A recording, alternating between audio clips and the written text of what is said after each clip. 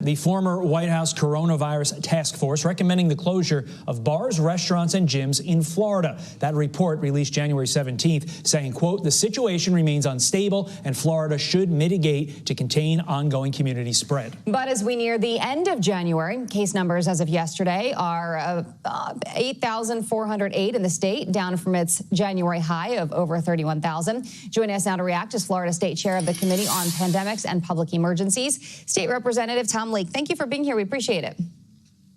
Good morning, Jillian. Good morning. Todd, thank you for having me. Sure, no problem. Okay, so let's go ahead and pull these numbers up and dive into them so folks at home can really get a good look at this. And you can see the difference in the numbers between new cases January 2nd through January 28th. There was a significant decrease during that time, as well as hospitalizations we saw a decrease. So as we just mentioned, this report was released mid-January, right in the middle of these two numbers. What does this tell you about the fact that even for the last few weeks, case numbers have been down through the end of the month, and yet, you know, you still have bars and you still have restaurants and things open in Florida? What does that tell you about the need for these lockdowns?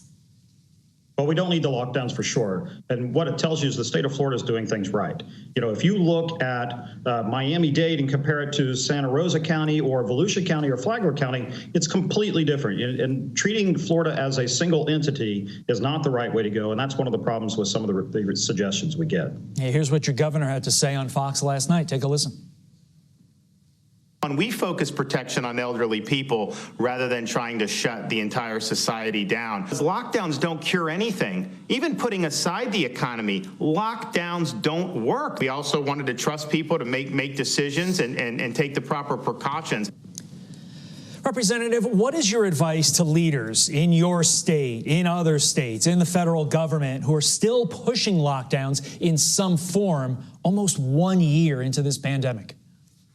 Well, I think they have to open up their eyes and see whether they've worked or not. I mean, look at states like California and New York, places that have had the strictest mandates. They also have some of the biggest problems, so they just don't work. My advice to other policymakers is, take the information from the task force. They're designed to focus on a single aspect of the problem, but we don't have that luxury. Our responsibility as lawmakers is to look at the whole problem so that we can solve not only the medical problem, but also the economic problem. You know, you mentioned California. It boggles my mind every single time we do stories about, outdoor dining bans and things like that have been happening in the state. We've seen that, it seems like, forever now at this point. When do you think we all get on the same page with the right way to move forward with this? Because as Todd mentioned, we are coming up on a year and people have been out of work, businesses have been lost, and a lot of them are not coming back.